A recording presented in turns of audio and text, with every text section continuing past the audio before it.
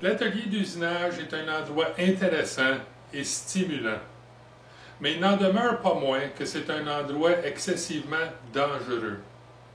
Il est important de suivre à la lettre les consignes et les règles de sécurité présentées par votre professeur. C'est excessivement important. Salut! Aujourd'hui, on regarde 3 pièces du projet Marteau, qui est notre projet d'introduction au tour. C'est 3 petites pièces qui, au point de départ, ont des pièces brutes de même dimension. Donc, on a la pièce numéro 1 dans le projet, qui est notre bouchon. On a la pièce 3 et 4, qui sont nos tables. On va commencer avec la pièce numéro 1, le bouchon. Si on regarde le dessin pour le bouchon, donc le dessin d'assemblage en premier lieu, on s'aperçoit que le bouchon a une dimension brute, donc une dimension au point de départ, de 24 mm de long par 19,5 mm de diamètre.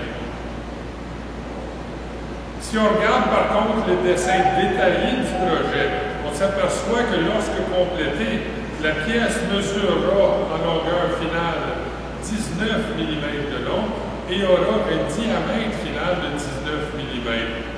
Mais on remarque également qu'on a à réduire une bonne portion de la pièce à un diamètre de 12 mm et on formera un épaulement à une longueur de 13 mm à partir du bout de la pièce.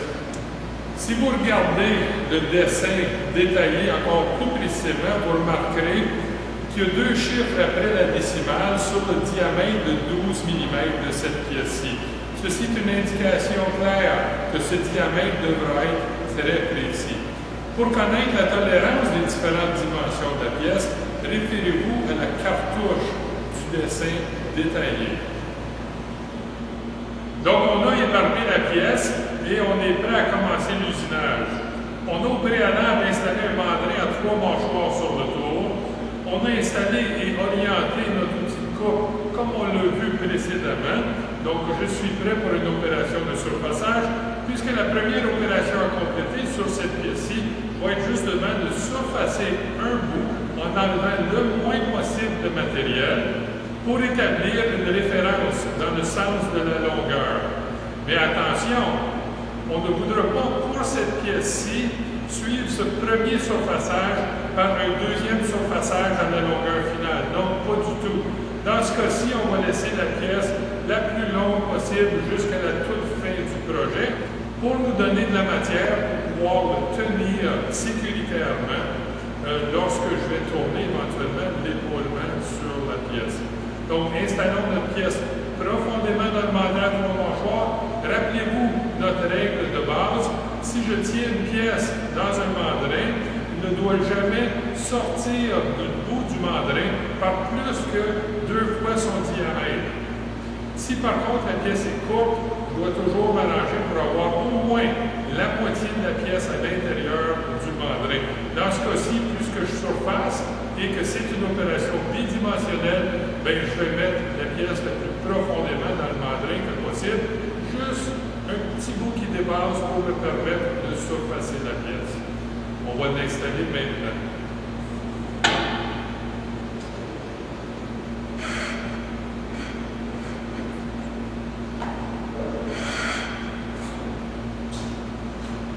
Ma pièce est maintenant installée. Je peux commencer à surfacer. Mais attention, on n'a pas parlé de matériel comme tel. Cette pièce d'acier, c'est du C12L14. Donc, le même matériel qu'on a utilisé pour fabriquer le manche de ce projet-ci. On se rappellera qu'au tout début, pour le surfaçage d'une pièce de C12L14, le même diamètre qu'on fait ici, on utilisait environ 400 révolutions par minute comme vitesse.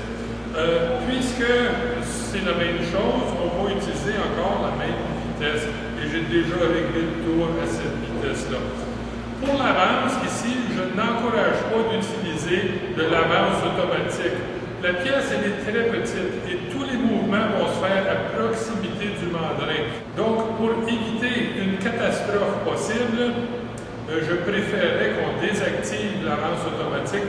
Ce que j'ai fait, on va donc usiner ici manuellement. Donc, on peut y aller pour le surfaçage. On n'oublie pas, on enlève le moins de matériel possible, juste assez pour nettoyer le bout et établir notre surface de référence.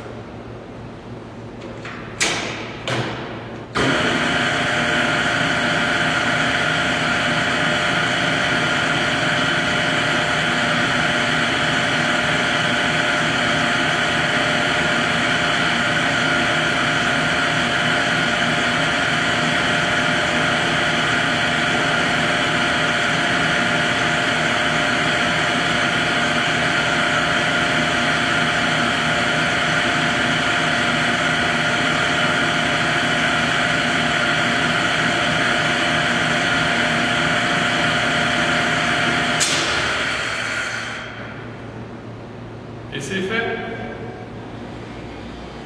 J'ai enduit la pièce d'une fine couche de bleu de traçage, juste sur une partie du périmètre, peut-être un tiers du tour de la pièce. Je peux maintenant, à partir de la surface de référence que je viens d'établir sur la longueur, tracer 3 lignes.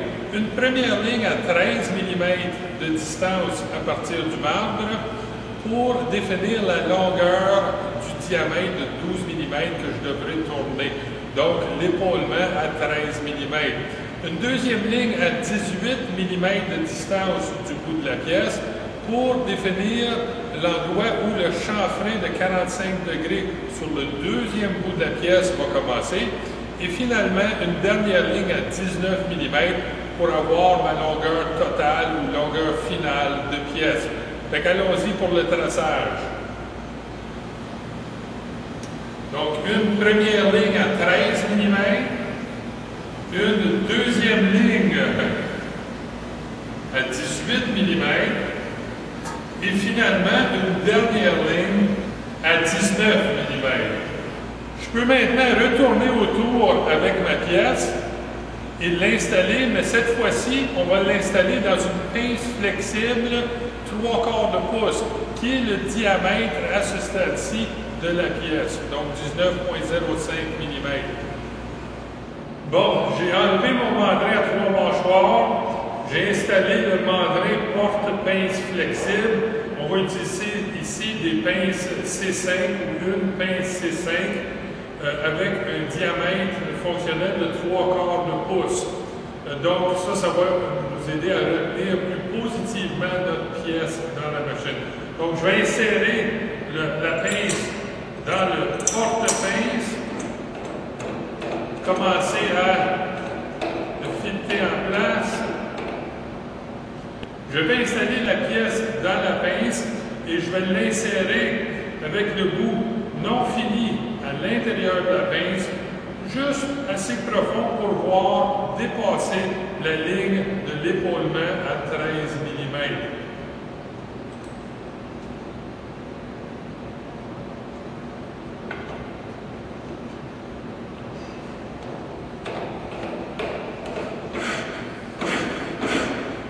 La pince flexible a un meilleur contact avec la pièce. Donc, même si je ne le tiens pas par grand-chose, la pince va tenir de façon beaucoup plus positive que le mandrin à 3 mâchoires, qui lui n'a que 3 petits points de contact contre la pièce. Là, on ne se rendra pas malade à refaire toujours la même chose dans ces films-là. Dans le fond, on a déjà tourné un épaulement similaire à ce qu'on va avoir à faire ici sur le manche du marteau, le bout fileté, vous vous rappellerez. On l'a tourné avec un épaulement pour produire notre filet M10 par 1.5. Ici, ça va être la même chose, avec la seule différence que, deux différences réellement. Première, notre diamètre qu'on vise, c'est 12 mm, mais très précisément. Et pour ça, on va utiliser un micromètre pour nous assurer qu'on a 12,02, 12,03 mm maximum. On veut que ce bouchon-là s'assemble avec interférence dans le trou alésé à 12 mm qu'on a produit sur le manche. Donc, le bouchon doit être légèrement plus gros que le trou, mais très légèrement plus gros. 0,02, 0,03 maximum. Dans le fond, 0,02 mm de plus, ça serait probablement la meilleure chose. Fait qu'on va utiliser un micromètre pour mesurer ce 0,02-là au-dessus de 12, parce que c'est l'outil qui va nous permettre de voir à cette précision-là. L'autre différence, c'est que, évidemment, il n'y a pas de filet sur ce bout-ci, donc il n'y a pas de question de fileter ça. Ce n'est qu'un assemblage par interférence, ou si on est mieux, un assemblage par pression.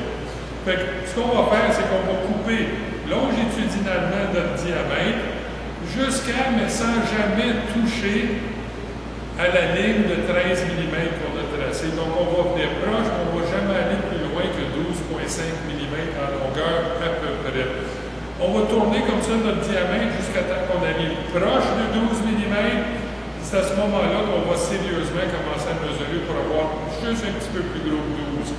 Une fois qu'on a notre diamètre final à 12,02, 12,03, on va revenir et plonger pour former un bel épaulement bien carré, bien perpendiculaire et bien uni avec notre diamètre de 12 mm. Donc, on va juste le faire à rafale, puis vous pourrez voir la séquence rapidement. On va sauter certaines étapes pour arriver au bout de ça rapidement.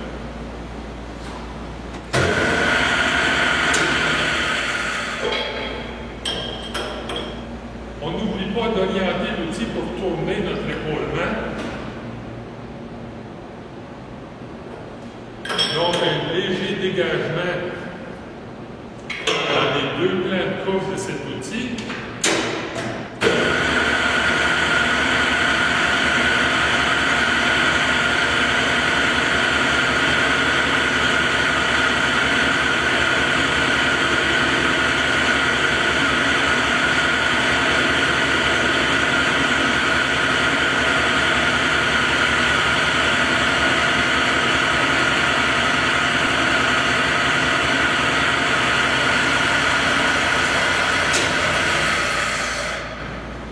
On commence à être très proche, ça va être le temps de mesurer avec précision. On devrait être juste au-dessus de 12, un petit peu plus gros que ce qu'on aimerait avoir.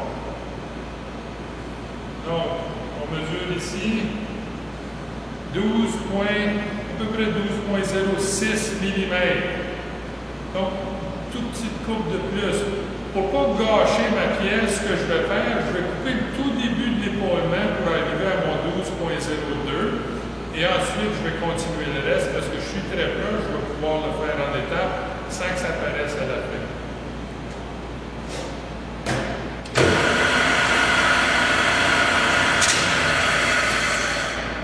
Donc, j'ai coupé ici une toute petite longueur à ce que je crois bien être le diamètre final voulu.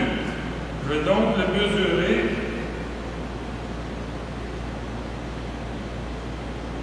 Bon.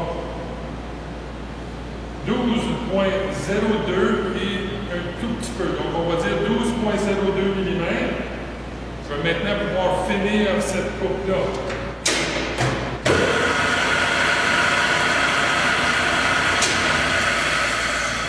Je vais profiter du fait que la pièce est dans mon mandrin pour faire un très léger chanfrein au bout du diamètre de 12 mm. Ce n'est pas un chanfrein précis. Fait qu'ici, je vais juste utiliser une lime et vraiment à l'œil produire un petit chanfrein pour aider à l'assemblage par pression plus tard.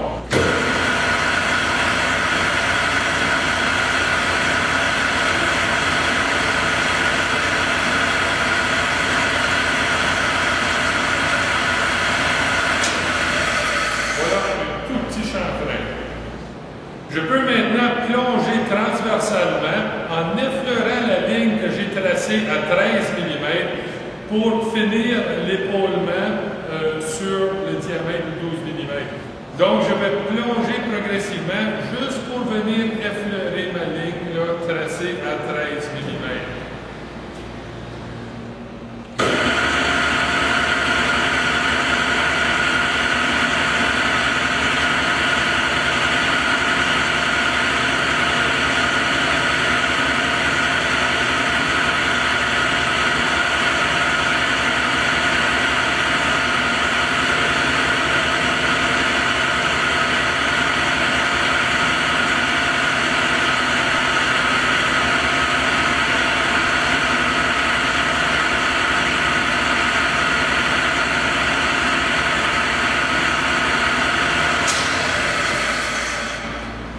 Et voilà, l'épaulement est complété, mon diamètre est terminé.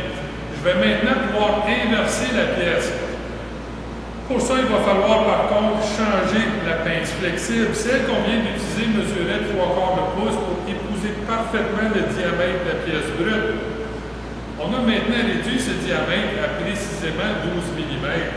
Donc, on va aller chercher une pince flexible métrique 12 mm et on va inverser la pièce pour la tenir par le petit bout pour venir surfacer et chanfreiner le deuxième bout de la pièce. Donc, je vais changer ma pince flexible 3/4 de pouce pour une pince flexible 12 mm.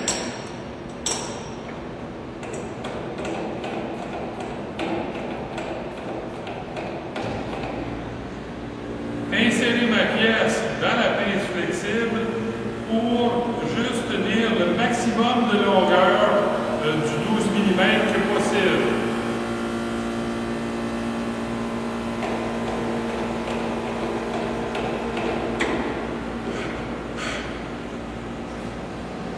Je peux maintenant surfacer le deuxième bout de la pièce, celui que je n'ai pas encore usiné, pour l'amener à sa longueur finale, cette pièce-là, de 19 mm. Donc, j'ai tracé une ligne à 19 auparavant, c'est pour ça qu'on l'a fait. Donc, on va aller juste venir effleurer cette ligne-là en progressivement surfaçant le bout de la pièce.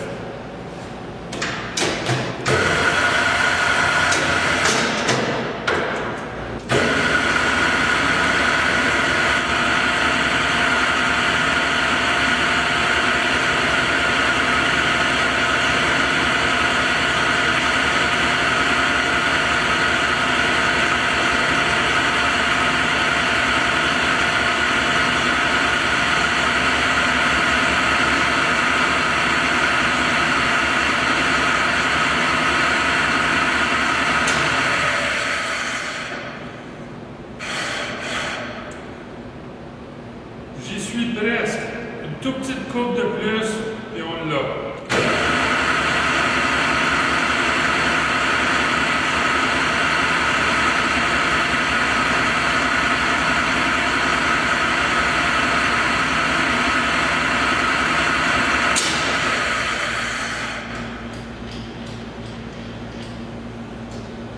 C'est bon, j'ai ma longueur finale. Vous vous rappellerez qu'on a tracé une ligne à 18 mm. Ça, c'était pour nous aider à produire un petit chanfrein à 45 degrés d'une longueur de 1 mm. Donc, on va venir à la ligne juste produire le petit chanfrein pour aller rejoindre la ligne qu'on a tracée à 18 mm.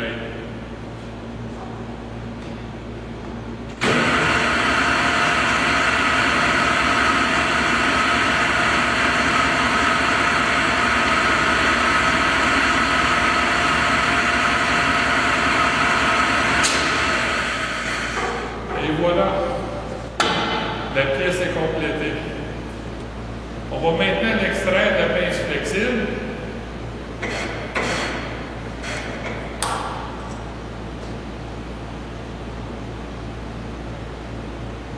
Et passer aux deux autres morceaux qui sont les tables, pièces 3 et 4. On va maintenant attaquer les deux dernières pièces du projet marteau, qui sont les tables. Il y en a deux. Ils sont géométriquement et dimensionnellement identiques, c'est-à-dire qu'ils sont la même forme et les mêmes dimensions. Mais la différence principale entre les deux, et c'est une grosse différence, c'est le matériel duquel ils sont fabriqués. Donc, une des tables sera fabriquée en acier à outils et l'autre sera fabriquée en laiton. L'approche va être la même, la séquence d'opération identique, mais les vitesses à laquelle on va couper vont changer dramatiquement. Pour le laiton, on va tourner à haute vitesse. Le WC du laiton est à peu près 200 pieds minute. Donc, ça va vouloir dire que lors du tournage général, on va avoisiner les 800 tours minute pour le tournage. Tandis que l'acier à outils a un WC d'environ 50 pieds minute. Donc, beaucoup plus lent. Et on va tourner à environ 150, peut-être possiblement jusqu'à 200 révolutions par minute pour la table en acier à outils.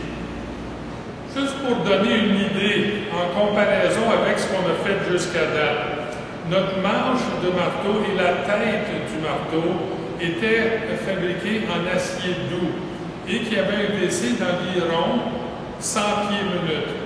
Donc on voit qu'elle se situe en quelque part entre l'acier à outils et le laiton. On se rappellera que lors du tournage général avec ces pièces en acier doux-là, qu'on tournait aux alentours de 400 révolutions par minute. Donc on voit ici que les vitesses changent d'après les matériaux qu'on est en train de couper. L'avance change également, puis je vais vous mettre en garde. Avec le laiton qui a un WC très élevé, on peut faire une avance assez rapide. Donc, on peut couper rondement ce matériel très doux-là. Par contre, l'acier à outils, il va falloir qu'on prenne une avance très douce et très constante. Sinon, le résultat ne sera pas probant. Donc, j'ai déjà installé mon mandresse mon mâchoire et mon outil de surfaçage et de tournage général. J'ai orienté l'outil correctement vers la surface que je veux couper et j'ai réglé sa hauteur à très précisément le centre de rotation de la pièce ou si on aime mieux le centre de rotation de la broche de la machine. Donc je suis prêt maintenant à installer ma pièce brute à une condition, on s'assure que le bouton d'arrêt d'urgence est activé. Donc la pièce a été ébarbée. Et maintenant, je peux l'installer dans le mandrin profondément. Rappelez-vous, ces premières opérations sont des opérations bidimensionnelles. Je n'ai pas besoin de tourner le diamètre extérieur de cette pièce-ci. Je vais donc la rentrer profondément dans le mandrin pour qu'elle tienne vraiment très bien dans la machine. Je peux maintenant passer au surfaçage de cette première pièce-ci.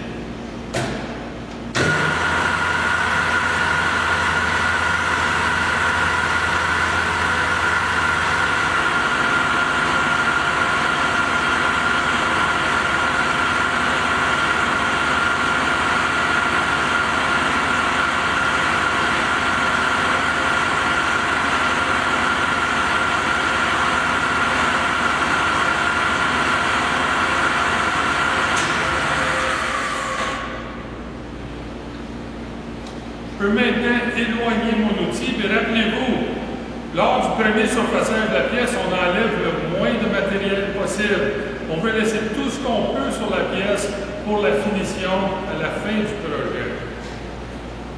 On va suivre le surfaçage avec un perçage. On va produire un trou de centre grosseur 3 ou un trou de centre numéro 3 dans cette pièce-ci, mais pas pour la soutenir avec une contrepointe comme on a fait avec le manche du marteau.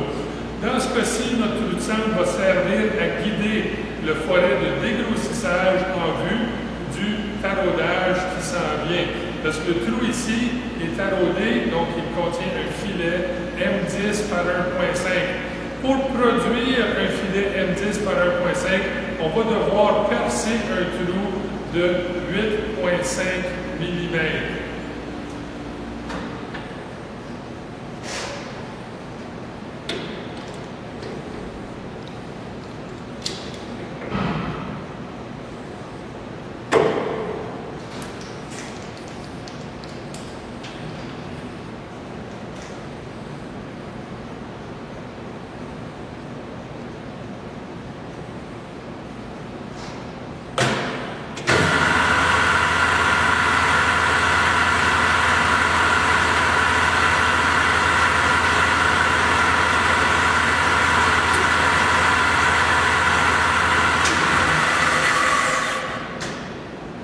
Bon, je peux maintenant installer mon forêt 8,5 mm et percer mon trou de 8,5 mm.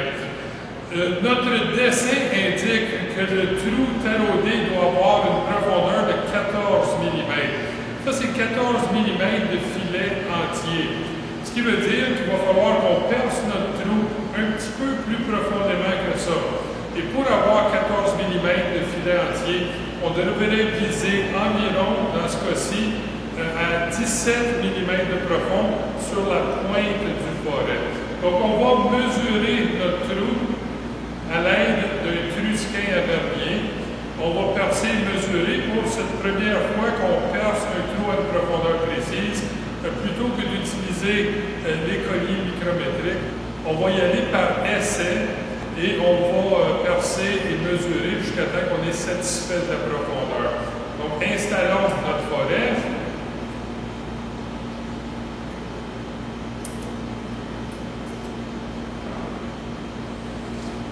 Notre vitesse de rotation ici, 800 révolutions par minute, c'est encore très acceptable pour le perçage. Donc, on va juste passer au perçage de notre trou.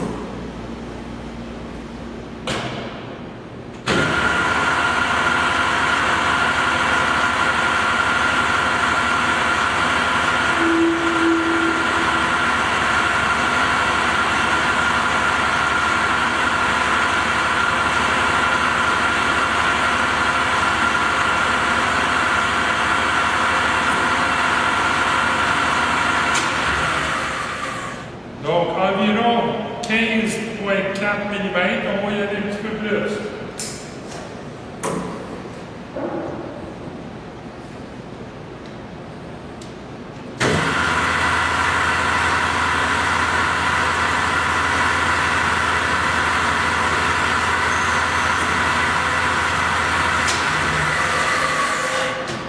Bon, à peu près 17,2 mm. C'est parfait pour ce qu'on veut faire ici. Maintenant qu'on a percé le trou, on va pouvoir le tarauder. Puis pour ça, je vais utiliser un tarot ébaucheur, évidemment M10 1.5, puisque c'est le filet que je veux produire. Et je vais l'aligner, puisque je suis tout concentrique, en utilisant la poupée mobile avec un porte-forêt.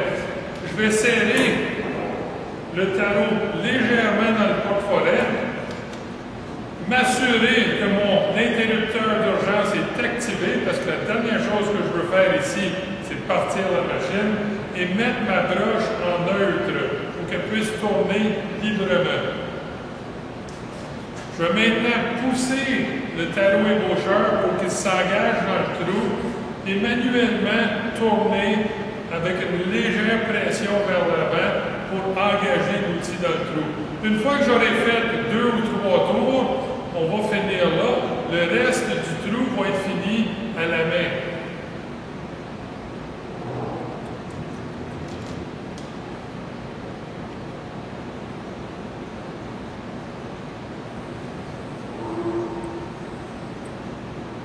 Là, il est bien engagé. Je vais défaire le mandrin porte-forêt, retirer la poupée mobile, ce qui laisse le tarot en place. Je vais replacer ma broche en basse vitesse, donc la gamme 35 à 180. Je laisse l'interrupteur d'urgence activé. Je ne veux pas partir la machine. J'utilise mon tourne à gauche et je vais venir terminer le taraudage du trou. Mais attention, on a ici un tarot ébaucheur qui ne produira pas un filet jusqu'au fond du trou. Fait que ça ne me donne rien de pousser fort au fond du trou. La pointe de cet outil-ci va faire une indentation au fond. Fait qu'on va rentrer jusqu'à temps qu'on vienne proche du fond avec la pointe de l'outil. Puis ensuite, on va passer au tarot finisseur pour finir le travail.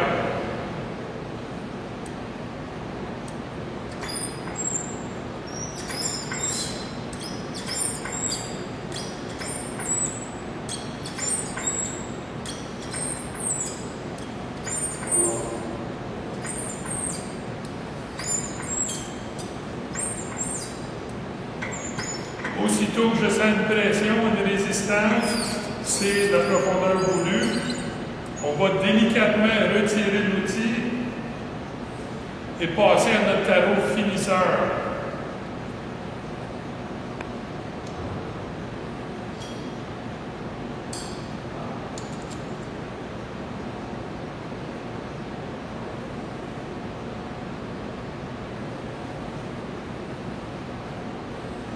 Étant moins conique au bout, le tarot finisseur va nous donner un filet complet presque jusqu'au fond du trou.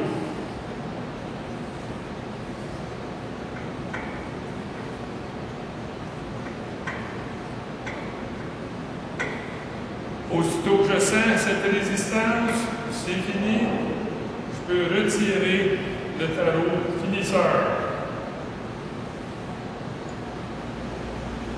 Ce serait un bon moment pour installer une fraise à chanfreiner de 90 degrés dans le mandrin porte-forêt pour venir produire un petit chanfrein sur le tour du trou qu'on vient de tarauder. Donc, je vais installer ma fraise à chanfreiner. J'ai réduit ma vitesse considérablement parce que cet outil à taille multiple ne requiert pas une très grande vitesse. Même si on va trop vite, on va avoir beaucoup de vibrations.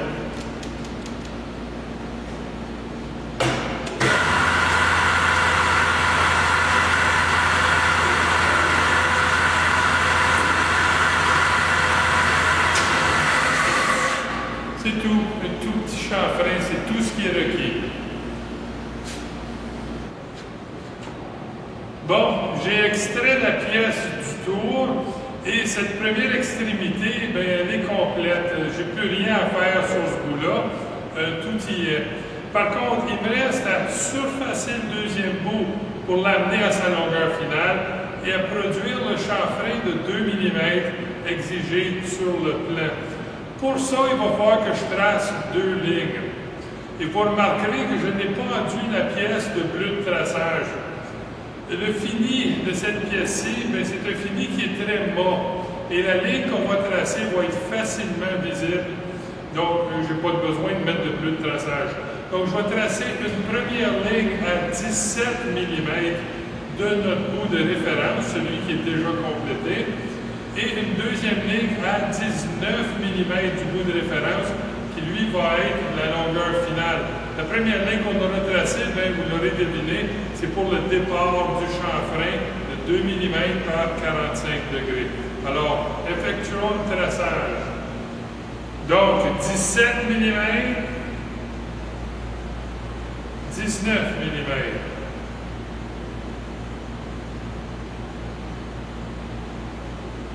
Bon, on peut retourner autour.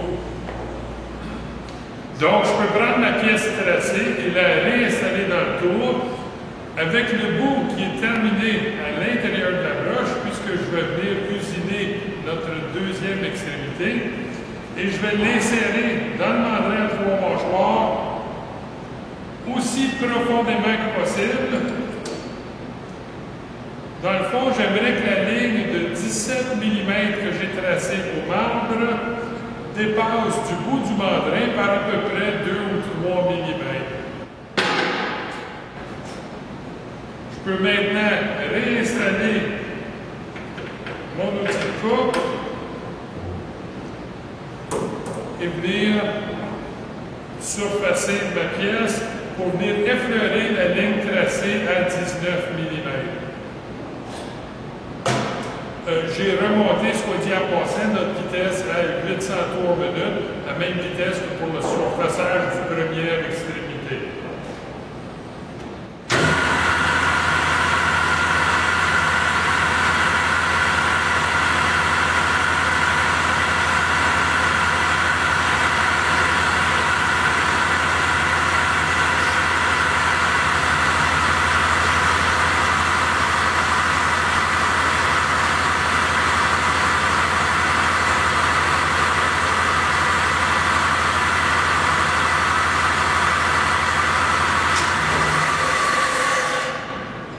C'est bon, j'ai juste effleuré la deuxième ligne, qui est ma ligne à 19 mm de distance, qui est la longueur totale de la pièce. Je peux maintenant venir produire mon chanfrein. Je pourrais le couper avec l'outil de tournage général, mais puisque ce n'est qu'un chanfrein cosmétique et que j'ai déjà une ligne à 2 mm pour m'indiquer son point de départ, je vais utiliser la ligne dans ce cas-ci pour le produire.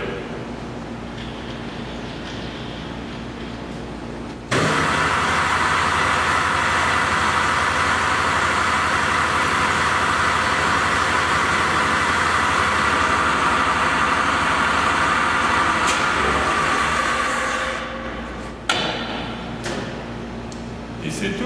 Je peux maintenant extraire ma pièce et passer à l'usinage de la deuxième table en acier à outils. Rappelez-vous, le WC est beaucoup plus bas, fait que vous allez tourner à des vitesses très réduites.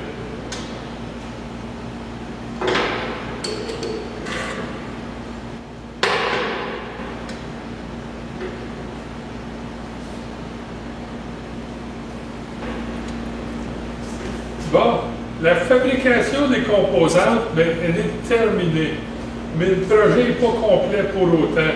Il reste une étape cruciale, et ça, c'est l'assemblage. Lors de l'assemblage, il est fort possible que les pièces s'assemblent avec difficulté. Il ne faut absolument pas forcer les pièces ensemble. Demandez conseil à votre professeur qui va vous aider avec l'assemblage et trouver la meilleure façon d'ajuster les composantes pour que le projet soit un réel succès. Bonne chance!